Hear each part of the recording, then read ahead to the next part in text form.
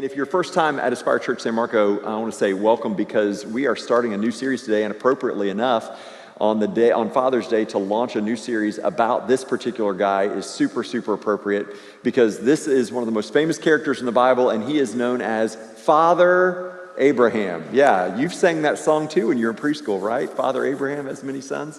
We're going to be talking about Abraham for the next several weeks.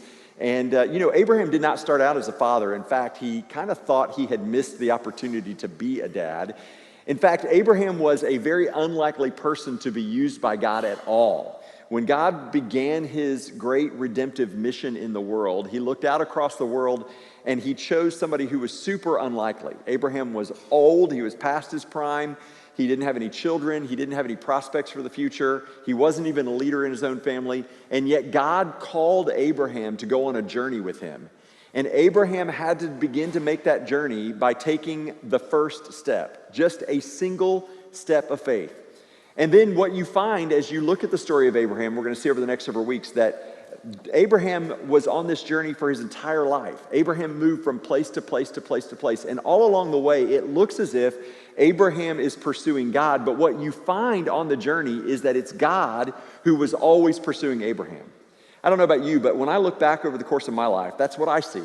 Every move I've ever made, I look back and I can see, even if I couldn't see in real time, I can see by looking back that God was working in those situations. I've made 5 major moves in my life. One of them, when I was just a boy, we moved from Dayton, Ohio to Jacksonville, Florida. And I didn't even have any choice in that. But when I look back, I see how God used that move in a significant way to change the trajectory of my entire life. From Jacksonville, eventually, Sherry and I moved to Fort Worth, Texas, and then we were in Atlanta, Georgia, and Huntsville back before we came back to Jacksonville. And some of those moves I had a choice about. Some of those moves I didn't have a choice about. Some of those moves I think I made because I thought God was calling me to do it. Other moves, maybe I made it out of selfish motivation. But here's what I know. Every single time looking back, I can see how God was always pursuing me. God was chasing me. And when I was faithful just to take one step of obedience, God was always willing to meet me in that step of obedience and continue to prove himself faithful as I continued to seek to find him in the next steps. But here's what is true about following God. When God called Abraham, he said, I want you to leave and go. Anytime we leave, we also have to go. And anytime we go, we also have to leave. What do I mean by that? You can actually leave somewhere without going. So what I mean is you can say, I'm going to leave this place because I'm running away from something, but you're not really going anywhere. Maybe there's a situation in your life. Maybe it was a job and you left the job. You didn't have a job to go to. You just wanted to get away from the old job, the old boss, the old coworkers, and you left, but you weren't going anywhere. But you can also go without leaving. What do I mean by that? Every time you've had to leave and go somewhere, there were things you had to leave behind. Relationships, habits, comforts, situations that if you had to go somewhere, you had to be willing to leave those things behind. But there have been times in your life where you have gone, but you haven't left the things of the past behind you. When God called Abraham to leave and to go, to both leave the things that were in the past and to go towards the future that God was calling him to be a part of. He had to leave and to go. And what I want to look at today from this passage as we start this journey with Abraham, I want to look at one simple truth, that no matter where you are in your journey with God, maybe today you've been following God for many years. Maybe today you're saying, I don't even know if I want to follow God. Maybe today you're just here because it's Father's Day and you would say, I'm not really following God at all. But here's what's true for every single one of you. You cannot stay where you are and go with God. You cannot stay where you are and go with God at the same time. It's impossible. If you are going to follow God, you are going to have to leave where you are and you're going to have to go to where he is calling you. So if you have a Bible, I invite you to open with me to Genesis chapter 11. We're going to be looking at verses 27 all the way into chapter 12, verse 8. Because we're going to look at Abram's life and we're going to start with Abram's father. Because all of us come from a family. All of us come from a home. Whether that home was a loving home or whether that home was dysfunctional, we all have a family of origin. And our journey actually begins with the people who came before us. The course that they set and the situation that they set us up for is how we begin our journey of following God. And Abraham was no different than you and than me. Abraham came from a family. Abraham's family was not a family that followed God. And so I want to look at the story starting back with Abraham's father, a man named Terah. Look at it with me. Now, these are the generations of Terah. Terah fathered Abram, Nahor, and Haran fathered Lot. So here you have a dad. This dad's got 3 sons. One of those sons has a son who's named Lot. Now, Haran died in the presence of his father Terah in the land of his kindred in Ur of the Chaldeans. So this whole family lived in Ur, a city called Ur, and it was at the mouth of the Euphrates River. It is in today what we know as Iraq. Okay, that's where they were. That was their home place. This dad, the 3 sons, one of the sons died, and he left his son Lot. So that's kind of the makeup of the family. And Abram and Nahor took wives. The name of Abram's wife was Sarai, and the name of Nahor's wife, Milcah, the daughter of Haran, the father of Milcah and Iscah. Now, Sarai was barren and had no children. So let me set this up for you. So you've got Terah, he's got 2 sons living. One of them is Nahor, the other is Abram. If God is going to do a work through this family that is going to last for generations, you would not pick Abram to be the one that God would work through. Why? Because Abram is married to a woman who cannot have children. They have no children. Nahor is married and has children. Haran, the son that died, has a son named Lot. If God is going to work in and through the family of Terah, it is going to be through anybody except Abram. And yet that's not God's plan. God has a different plan for this family. So what happened next? So Terah took Abram, his son, and Lot, the son of Haran, his grandson, and Sarai, his daughter-in-law, his son Abram's wife, and they went forth together from Ur of the Chaldeans to go into the land of Canaan. But when they came to Haran, they settled there. Now, this is important. This is a really important part of the story that if you've ever studied the life of Abraham, you might have skipped over this. But what this passage tells us is that Terah, something happened in Ur of the Chaldeans. And Terah said, I'm going to pack up my family and we're going to move to Canaan. And so they set out to move, and Terah took Abram, his son, with him. And as they're traveling, they get to a city named Haran, and they settled there. They did not leave. They stayed there. Look what happened next, the last verse of chapter 11. Terah lived 205 years, and he died in Haran. Meaning that Terah never got to the place where he set out to get to. Now, we don't know why Terah decided to leave the city of Ur and go to Canaan. We have no idea why, but we know that when he got to the city of Haran, he settled in that place, and he did not leave, and he died in that place. But God was not finished with his family. Look what happens in chapter 12, verse 1. So the Lord said to Abram, leave your native country, your relatives, and your father's family, and go to the land that I will show you. I will make you into a great nation. I will bless you and make you famous, and you will be a blessing to others. I will bless those who bless you and curse those who curse you with contempt. All the families of the earth will be blessed through you. To which Abraham thought, you have got the wrong brother. You have got to be talking about my brother Nahor, because he's got a wife, he's got kids, they've got a family. You've got to be talking about my nephew Lot. He's got his whole future in front of him. He's a young man. You cannot be talking to me, God. I am an old man. My time has passed. I've missed the opportunity. I don't have any children. I don't have any prospects. God, how are you going to bless the whole world through me? How are you going to turn me into a great nation when I don't even have an heir? And yet this is what God said to Abram. He said, I am choosing you. I want you to leave and I want you to go.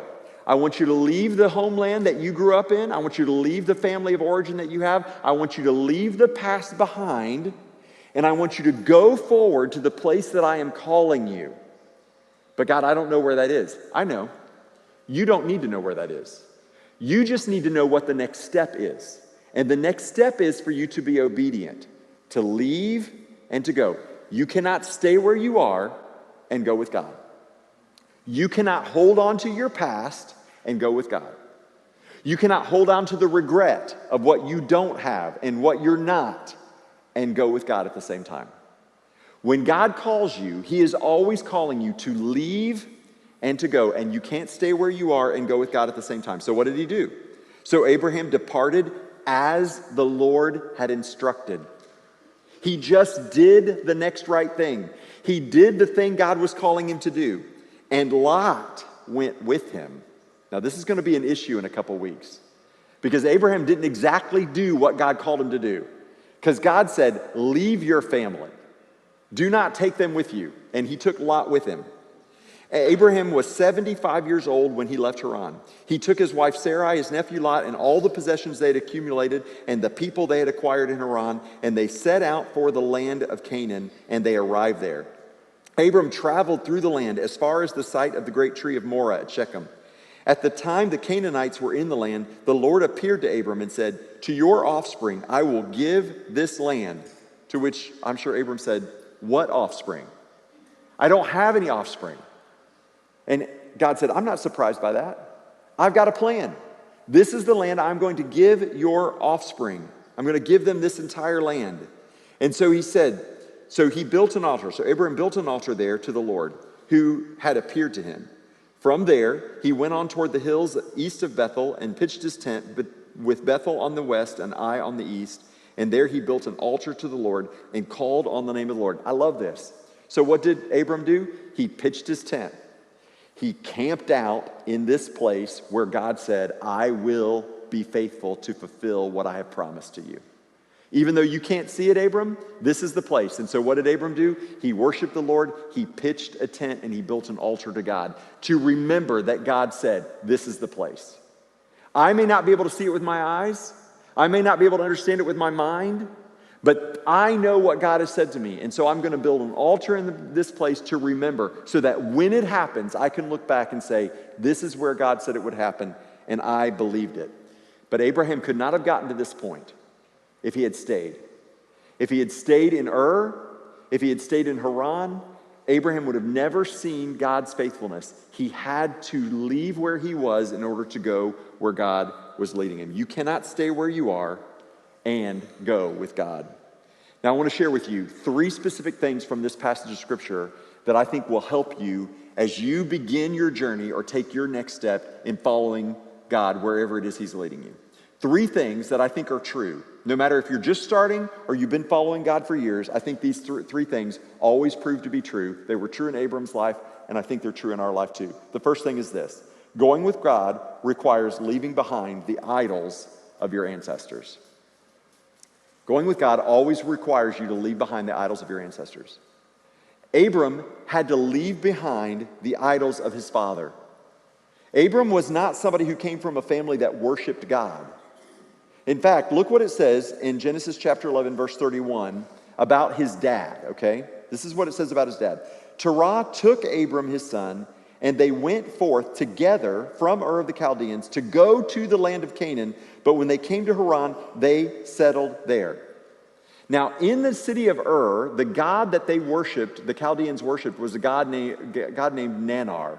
Now, Nannar was a moon god. In fact, a lot of historians look at the names that are mentioned in Genesis and say that these names, Haran, Terah, Sarai, Laban, they all come from associates of the moon god Nannar. So this family was so committed to worshiping these false gods, they named each other after the associates of this god. That's how committed they were to these pagan ways of worship. Joshua, in Joshua 24:2, talks about Abram's dad, Terah, and his idolatry. Listen to what it says. Joshua said to the people, this is what the Lord God of Israel says. Long ago, your ancestors, including Terah, the father of Abraham and Nahor, lived beyond the Euphrates River, and they worshiped other gods. Abram came from a family that worshiped other gods. I don't know what your family's like, but I come from a family where there are lots of idols. Maybe not the moon god Nannar, but there are other idols that are in my family. And throughout the course of my journey, I've been confronted time and again with, am I going to continue to worship the gods of my ancestors and fall into the same broken patterns of family cycles that I came from? Or am I going to be willing to leave behind old broken patterns in order to go where God is calling me to go? Because you cannot stay where you are and go with God at the same time. That you may have to leave old patterns of living, even patterns that were handed down to you from one generation to another generation to another generation. When I look back in my family tree, I see the idol of alcoholism and drug abuse. I see the idol of sexual addictions. I see all of those things, generation after generation after generation. And at some point, if you're going to go with God, you're going to have to leave behind some of the old patterns of the idols that go before you. Here's what's so interesting to me about this passage. Because when you read Genesis chapter 11, it looks as if Terah has been called to go from Ur to the land of Canaan. It says that Terah took Abram and went, but he settled in Haran. What if, and the Bible doesn't say this, I'm just speculating, we don't know this, but what if God had called Terah to leave behind his idols and to be the one who would go to the land that was promised? What if God was speaking to Terah, but Terah couldn't leave behind the idols of his ancestors and instead settled in Haran because he was unwilling to leave behind his past? And so God was still faithful and called the next generation to answer his call when the first generation refused to do it. What if today, if Terah had been willing to leave the idols and to go all the way into Canaan, what if today we were talking about Father Terah rather than Father Abraham? Because Terah was not willing to do what Abraham was willing to do. Because Terah didn't understand that you cannot stay where you are and go with God. He was willing to camp out in Haran, hold on to the false idols, and refuse to go where God was calling him to go. Ultimately, he didn't make the journey. Did you begin a journey with God, but find yourself settled somewhere along the way? Have idols from your past kept you from pursuing God and his plan for your life? Listen, if you are still breathing, but you're living in Haran where you've settled, it's not too late for you. As long as God has given you breath, it is not too late. You think, but years have gone by. I've been settled in Haran for years and decades, but if you are still living, it is not too late for you to pick up and take your next step to follow through on what God has called you to do. And God will be faithful. But you can't stay where you are and go with God. If you're going to go with God, you're going to have to leave behind the idols of your ancestors. But the second thing we learn from this journey that Abraham's on is that going with God requires obedience that will be costly to you and to those around you. Abraham's obedience to follow God was going to be costly to him. We're going to see over the next few weeks how Abraham time and time again had to pay a price for following God. But here's what I know. It wasn't just Abraham who paid the price. It was the people around him as well. And they didn't only pay the price for Abraham's faithfulness, they also paid the price for Abraham's disobedience. Look what it says in Genesis 11:31. Terah lived 205 years, and he died in Haran. And it was only after Terah was dead that Abraham continued on his journey. Abraham's pursuit of God was stalled because of his father's unwillingness to leave Haran. And his dad had to die before Abraham would go on with the rest of the journey. In Acts chapter 7, verse 2 through 3, Stephen says this about Abram. The God of glory appeared to our father Abraham while he was still in Mesopotamia, before he lived in Haran. Leave your country and your people, God said, and go to the land I will show you. You know what this tells me? That whether God spoke to Terah or not, the Bible doesn't say, we know that God spoke to Abram. We know that God called Abram to go. And when God called Abram, he said, leave your father. Do not go with anyone except your wife. Do not take the family with you. Leave and go. Abraham didn't leave. And it was Terah who decided, let's move to Canaan. And it was Terah who went with him as far as Haran. And when they got to Haran, they stalled out, and Abraham refused to continue to go on because he wouldn't leave his dad behind. And his father had to die before Abraham was willing to go forward. I love what Henry Blackaby says about this passage of Scripture. He says this, has God called you and then shortly after removed someone dear to you or moved you far from loved ones? Have you seen this as an expression of God's love to you for the mighty purpose he has to accomplish through you? Because I don't know about this, I don't know about you, but if my father died, that would not feel like God's love to me. And yet what Henry Blackaby is saying is that Terah's death was also evidence of God's love for Abraham, because now Abraham could continue on to do the thing God had called him to do. Do you need to revisit that moment in your life when you and see that time from God's perspective? Will God have to remove someone from your life to have total access to you? God had to remove Terah from Abram's life for Abram to go forward. And this is just going to be the first of a number of examples of how God's transformation of Abraham would have consequences for him, but it was also going to have consequences for people closest to him. It was going to have consequences for his father, for his wife, for his sons, for his nephew. And the question is, would Abraham be willing to pay the price to be obedient to God? And would Abram be willing for his family to pay the price in order for him to be obedient to God? See, it's one thing for you to trust God with your life. It's one thing for you to be willing to pay the price for you to be obedient to God. But it's another thing when trusting God and being obedient to God is going to cost the people around you. But listen to me. If you believe that God is all-powerful and all-loving, then you have to believe that if God is calling you to go to do something, if God is calling you to take a step of faith, and if that step of faith that you're going to take is going to be costly to the people around you, then you have to trust that what is God's will for you is going to be what is best for them as well.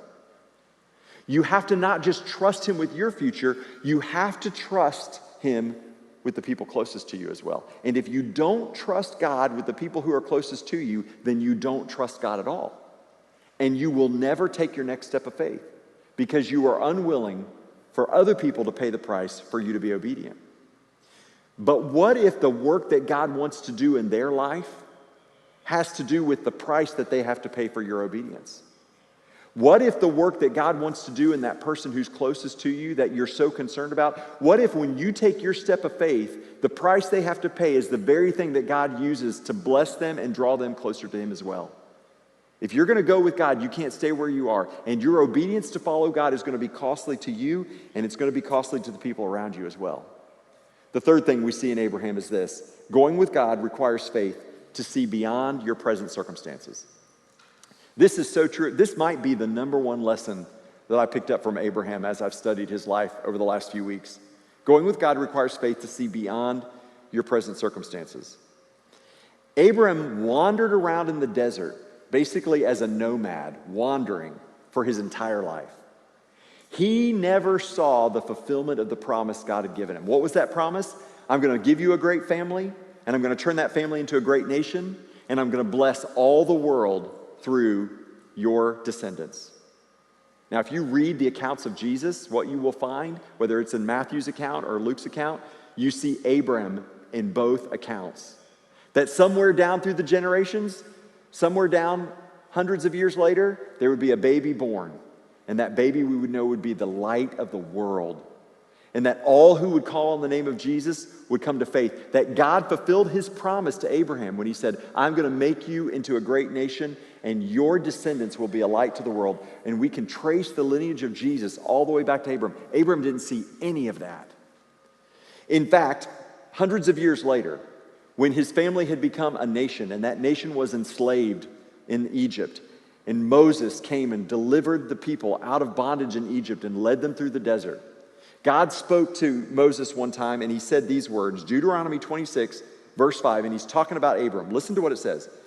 My father, this is Moses speaking as God is inspiring him, my father was a wandering Aramean, and he went down into Egypt with a few people and lived there and became a great nation, powerful and numerous. Now that seems like a bizarre verse, and it is a bizarre verse. But what Moses is saying is, our dad wasn't even Jewish. The father of the nation of Israel, the father of the Hebrews, wasn't even a Hebrew. He was some random nomadic shepherd, an Aramean, that God looked over the face of the earth and said, I'm looking for one person who will be faithful, who will take a step, and I'm going to use you to bless the world. And Abram stepped up and was willing to be used by God to take the next step of faith. And so as Moses is looking back, he's saying, look, the father of this great people was just a wandering Aramean. And God led him down to Egypt, and he became a great nation, and God was faithful through him. Thousands of years after that, God spoke to the author of the letter to the Hebrews, and here's what he said about Abram in Hebrews chapter 11. By faith, Abram, when called to go to a place he would later receive as the inheritance, obeyed and went. What was Abraham's part? He obeyed and he went, because you cannot stay where you are and go with God, even though he did not know where he was going. By faith, he made his home in the promised land, a stranger in a foreign country. He lived in tents, as did Isaac and Jacob, who were heirs with him of the same promise. For he was looking forward to the city with foundations, whose architect and builder is God. All these people were still living by faith when they died. They did not receive the things promised. They only saw them and welcomed them from a distance, admitting that they were foreigners and strangers on earth. Instead, they were longing for a better country, a heavenly one. Therefore, God is not ashamed to be called their God, for he has prepared a city for them. Let me ask you, do you have that kind of faith? Do you have the kind of faith that would say, I may not be able to see it right now because of my circumstances, but I still believe God is going to make it happen? I know I don't have any children, and God has promised to give me a family. I know I don't have any prospects for the future, but God has promised to give me a future. I can't see how he's going to do it, but I have the faith to believe he will, and so I'm just going to be faithful to take whatever my next step is. Whatever the next step is, I'm just going to do that, and I'm going to trust God with a step after that and a step after that. One of my favorite verses, maybe a verse that you're familiar with as well, Proverbs 3, 5, 6, and 7 says, trust in the Lord with all your heart, and don't lean on your own understanding. In all your ways, acknowledge him, and he will direct your path. That God has promised to be a lamp to our feet. What does that mean? It just means we see it just enough to take the next step of faith. That's all Abraham did. He couldn't see past his circumstances. He couldn't see past his wife's barrenness. He couldn't see past his father's age. He couldn't see past the fact that they were a family who worshiped foreign idols, and yet Abram, day after day, just took the next step of faith and the next step of faith. And he died, and he didn't see it fulfilled, but we can look back. And today, 3 of the world's major religions call Abraham the father of their faith. How did that happen? It happened because Abraham was faithful to follow God one step at a time. And he was willing to believe that God would be faithful even if he didn't live to see it. God promised to make him a great nation, and God fulfilled his promise. God promised that through him there would be a light for all the people, and we see God has fulfilled that through Jesus. Do you have faith in God that will allow you to see beyond your present circumstances and even beyond your life? Do you have a hope for generations, not just your children or your grandchildren or great-grandchildren, but for generations to come, that they might know and love the Lord? Do you have the faith to believe that the way you live today may be setting the course for the way they believe and the way they practice faith tomorrow? But it all starts with that first step of faith, because you can't stay where you are and go with God at the same time. And as the Chinese proverb says, the journey of 1,000 miles begins with one step. So the question for you is, what is your next step? Can you identify your next step of faith and take it? My guess is it might not even be something big. Maybe for you it's something big, maybe for you it's something small. That step of faith could be laying aside an idol from your past, an old habit, a hang-up, or a hurt that has caused you to settle down somewhere short of God's destination for your life. But if you look back, you realize you have settled. Somewhere along the line, you started out following God, but you have settled somewhere. Something is holding you back. Maybe your next step of faith is to leave that thing behind. Maybe it's a habit, maybe it's a relationship, maybe it's a way of thinking, maybe it's anger, animosity, whatever it is. Maybe your next step of faith is just saying, I'm going to give that over to you, God. I'm going to leave behind the idols of my ancestors, and I'm going to follow you. Maybe your next step of faith will be costly to someone you love, and so you're not willing to take it because of what it may cost them. But let me ask you, do you trust God? Do you trust God not just with your life, but with the lives of the people that God has entrusted to you? Because there is no safer place for the people you love than to be in the center of God's will. It is the safest place for them to be, no matter the cost that is paid as a result. Will you trust God enough to trust him with the people you love and take your next step of faith? Is something about your present circumstance obstructing your view of God and the destination? Listen, here's what is true. I think this is true for every person of faith that we read their stories in the Bible. It's true for everybody I've ever known. None of us can see the future. None of us know exactly how it's going to work out. But we don't have to if we have a faith in a God who is already in the future. Will you take your next step of faith even though you can't see where the final destination is? I'm going to invite you to go with us on this journey for the next several weeks as we look at Abram's life. It's incredibly, incredibly relevant for us because Abraham was willing to leave and to go to that place where God was calling him. It was not an easy journey. He made mistakes all along the way. He took detours. He stalled out sometimes, just like I have, just like you probably have. But all along the way, what we see, turn after turn, step after step, is that God was always in pursuit of Abraham. And at the end of Abraham's life, when we look back, what we see is how faithful God was for every step of the way. And that's what we want to see in your life as well. I want to invite you to come be a part of this series. If you're not in a small group, be a part of a small group because the small group's going to pick up the story right where we leave off in the sermon each week. If you're not a part of a small group in your worship guide, that discussion guide there, do that with your family. Do that at home as a personal Bible study just to keep up with us as we journey through Abram's life. But my prayer for you is that every step of this journey that we take with Abraham, you will ask God, God, what is my next step? And how can I faithfully follow you by taking it?